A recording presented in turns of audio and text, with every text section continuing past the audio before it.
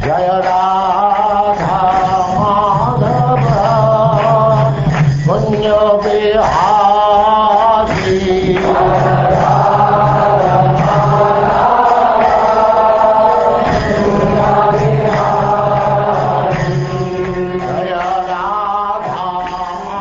And now chapter 43.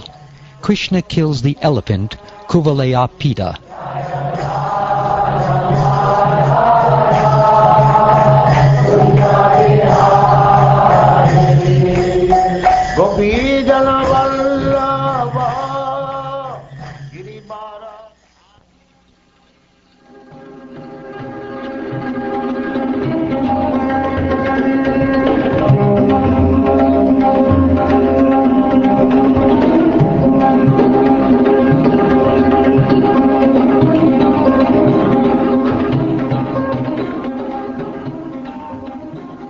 Shukdev Goswami said, O chastiser of enemies, Krishna and Balaram, having executed all necessary purification, then heard the kettle drums resounding at the wrestling arena, and they went there to see what was happening.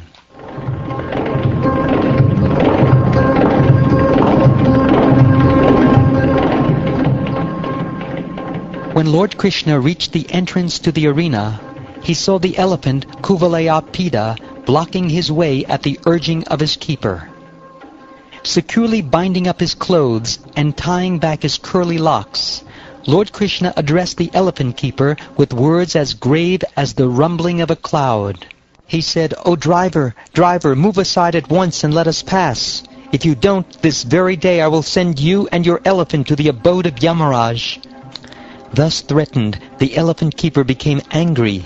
He goaded his furious elephant, who appeared equal to time, death, and Yamaraj, into attacking Lord Krishna. The Lord of the Elephants charged Krishna and violently seized him with his trunk. But Krishna slipped away, struck him a blow, and disappeared from his view among his legs. Infuriated at being unable to see Lord Keshava, the elephant sought him out with his sense of smell. Once again, Kuvalayapita seized the Lord with the end of his trunk, only to have the Lord forcefully free himself. Lord Krishna then grabbed the powerful Kuvalayapita by the tail and playfully dragged him 25 bow lengths, as easily as Garuda might drag a snake.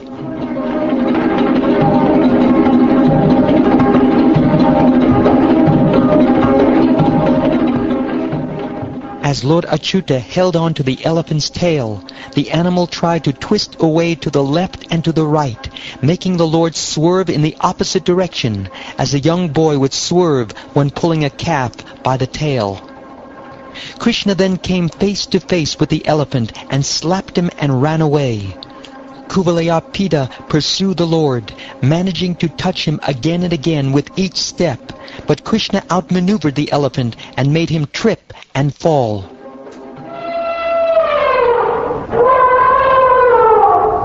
As Krishna dodged about, he playfully fell on the ground and quickly got up again. The raging elephant, thinking Krishna was down, tried to gore him with his tusks, but struck the earth instead. His prowess foiled, the lordly elephant, Kuvalayapita, went into a frenzied rage out of frustration. But the elephant keepers goaded him on, and he furiously charged Krishna once again.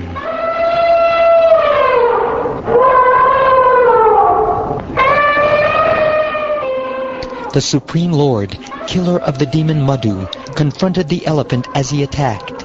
Seizing his trunk with one hand, Krishna threw him to the ground.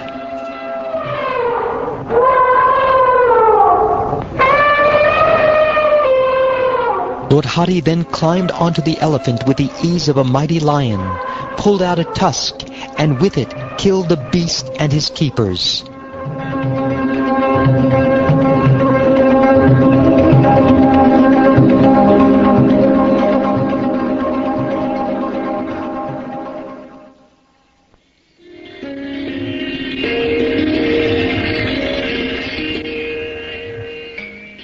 Leaving the dead elephant aside, Lord Krishna held on to the tusk and entered the wrestling arena. with the tusk resting on his shoulder, drops of the elephant's blood and sweat sprinkled all over him, and his lotus face covered with fine drops of his own perspiration, the Lord shone with great beauty. My dear king, Lord Baladev and Lord Janardhan, each carrying one of the elephant's tusks as his chosen weapon, entered the arena with several cowherd boys. The various groups of people in the arena regarded Krishna in different ways when he entered it with his elder brother. The wrestlers saw Krishna as a lightning bolt, the men of Mathura as the best of males, the women as Cupid in person, the cowherd men as their relative, the impious rulers as a chastiser, his parents as their child, the king of the Bhojas as death, the unintelligent as the Supreme Lord's universal form, the yogis as the absolute truth, and the Vrishnis as their supreme worshipable deity. When Kamsa saw that Kuvalayapita was dead, and the two brothers were invincible, he was overwhelmed with anxiety, O king. Arrayed with variegated ornaments, garlands, and garments, just like a pair of excellently costumed actors, the two mighty armed lords shone splendidly in the arena. Indeed, they overpowered the minds of all onlookers with their effulgences. O king, as the citizens of the city and the people from outlying districts gazed upon those two supreme personalities from their seats in the galleries, the force of the people's happiness caused their eyes to open wide and their faces to blossom. They drank in the vision of the Lord's faces without becoming satiated. The people seemed to be drinking Krishna and Balaram with their eyes, licking them with their tongues, smelling them with their nostrils, and embracing them with their arms. Reminded of the Lord's beauty, character, charm, and bravery, the members of the audience began describing these features to one another according to what they had seen and heard. The people said, "These two boys are certainly expansions of the Supreme Lord Narayan, who have descended to this world in the home of Vasudeva. This one, Krishna, took birth from Mother Devaki and was brought to Gokul, where he has remained concealed all this time, growing up in the house of King Nanda. He made Putana and the whirlwind demon meet with death, pulled down the twin Arjun trees, and killed Shankachud, Keshi, Denuka, and similar demons. He saved the cows and the cowherds from a forest fire and subdued the serpent Kalya. He removed Lord Indra's false pride by holding up the best of mountains with one hand for an entire week, thus protecting the inhabitants of Gokul from rain, wind, and hail.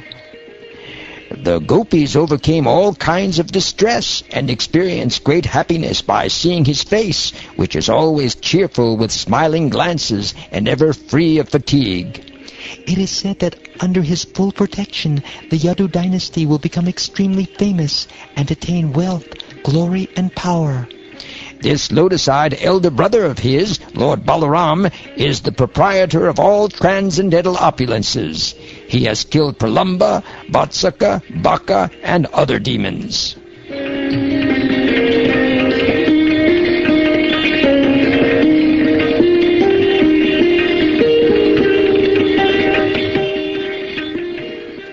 While the people talked in this way, and the musical instruments resounded, the wrestler Chanura addressed Krishna and Balaram with the following words. O son of Nanda, O Rama, you two are well respected by courageous men and are both skillful at wrestling. Having heard of your prowess, the king has called you here, wanting to see for himself. Subjects of the king who try to please him with their thoughts, acts, and words are sure to achieve good fortune, but those who fail to do so will suffer the opposite fate. Now it is well known that cowherd boys are always joyful as they tend their calves, and that the boys playfully wrestle with each other while grazing their animals in the various forests. Therefore, let's do what the king wants. Everyone will be pleased with us, for the king embodies all living beings.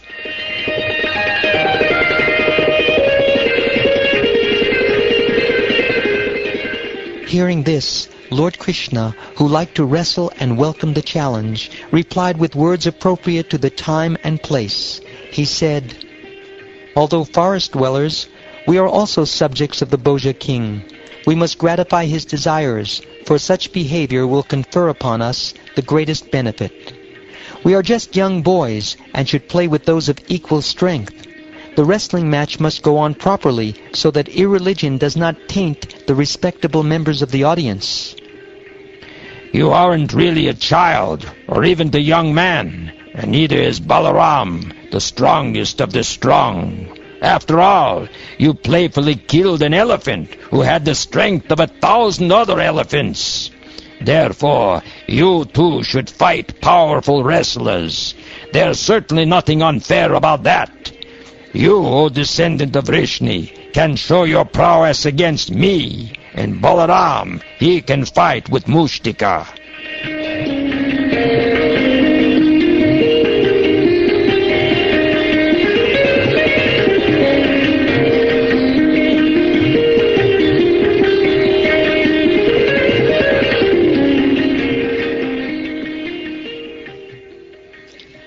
Thus ends the 43rd chapter of the 10th canto of the Srimad Bhagavatam, entitled Krishna Kills the Elephant Kuvalayapida.